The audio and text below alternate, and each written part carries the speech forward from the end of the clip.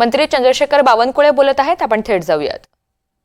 दिवस फार आनंदाचा आहे की उज्ज्वलाताई बोडारे एक सक्षम नेतृत्व आज भाजपमध्ये आले आहेत।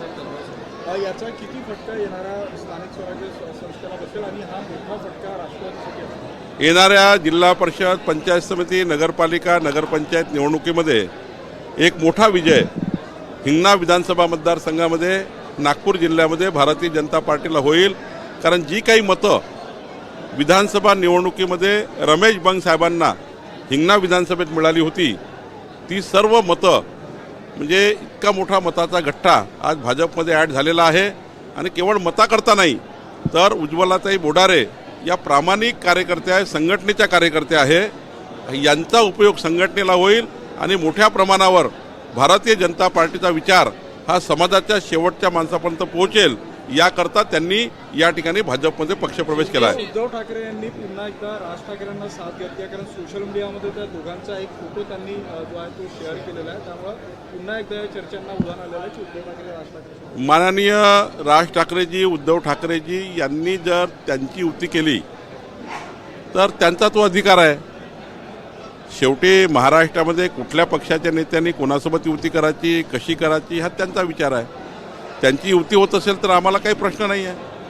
शेवटी आम्हाला आमचा पक्ष मजबूत करायचा आहे, त्यांना त्यांचा पक्ष मजबूत करायचा आहे, त्यामुळे त्यांच्या युतीवर मी काही बोलणार नाही। काल शरद पवार असे बोलले की पहलगाममध्ये हल्ला झाला, याआधी देखील अनेक हल्ले झाले, मात्र हिंदू मुस्लिम झाला नाही, यावेळेसच हिंदू मुस्लिम का होता? शरद पवार साहेबांनी एक लक्षात घेतलं पाहिजे, किमान त्यांनी असे वक्तव्य करू नये की जरा त्या पर्यटकाला विचारा ना ज्यांच्या घरचा जीव गेला, काय त्या आतंकवाद्यांनी बोलून त्यांच्या घरचा जीव घेतला आहे।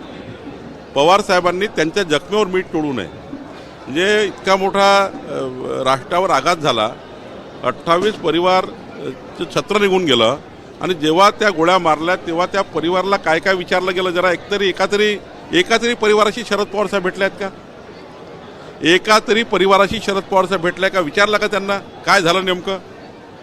या ठिकाणी असं मताच्या लागून चालण्याकरता राजकारण करतील शरद पवार साहेब असं मला वाटत नाही, करू नये। शिंदे सेनेचे संजय गायकवाड यांनी पोलीस कार्यक्षम आहे अशा पद्धतीचा आरोप केलेला आहे, कसं पाहताय सोबत असतं? नाही, मला असं वाटतं की त्यांनी जरा समजून घेऊन नंतर बोललं पाहिजे। मला ते काय बोलले माहिती नाही, पण अशा घटनामध्ये कोणी आपल्या मतांना तार तोडू नये। तिथे मोठ्या मोठ्या एजन्सी काम करतात आहे, त्या एजन्सीचं फोकस डायवर्ट होऊ नये याकरता एजन्सीला डिमॉरलाइज करू नये। ज्या एजन्सी अशा घटनामध्ये काम करतात त्यांचं मनोधैर्य वाढवलं पाहिजे।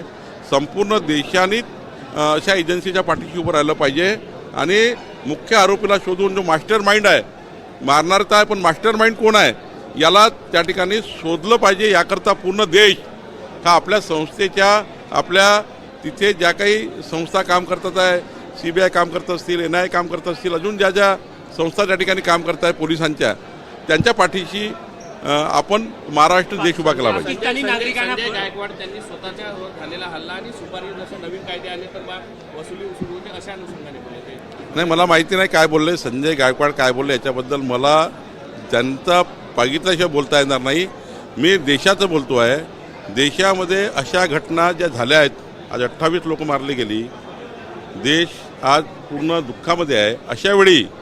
अशा वेळी मात्र तिथल्या एजन्सीबद्दल कोणी बोलू नये, त्यांना पाठबळ दिलं पाहिजे। पाकिस्तानी नागरिकांना परत त्यांच्या देशामध्ये पाठवण्याची प्रक्रिया सुरू झालेली आहे, कधीपर्यंत राज्याच्या जवळपास पूर्ण नाही, माननीय प्रधानमंत्री आणि आमच्या केंद्र सरकारने डेडलाईन दिली आहे। हा भारत देश सोडावाच लागेल। या भारत देशामध्ये जो आश्रय मिळतो तो आश्रय या भारत देशात मिळू नये आणि या भारत देशामध्ये राहून पाकिस्तानचा जय जयकार करणे, या देशामध्ये जेव्हा पाकिस्तान जिंकतो तेव्हा इकडे फटाके फोडणे, अशी जी वृत्ती या ठिकाणी या देशामध्ये ही मोडून काढली पाहिजे, कंबरडं मोडून काढलं पाहिजे। पाकिस्तान जिंकल्यानंतर भारतामध्ये झेंडे फडकणे पाकिस्तानचे हे भारताला मान्य नाही। म्हणून माननीय प्रधानमंत्री मोदीजींनी पाकिस्तान के लोग चले जाओ ही जी भूमिका घेतली महत्त्वाची आहे। फडणवीस यांच्या बाबतीत वक्तव्य केलं होतं,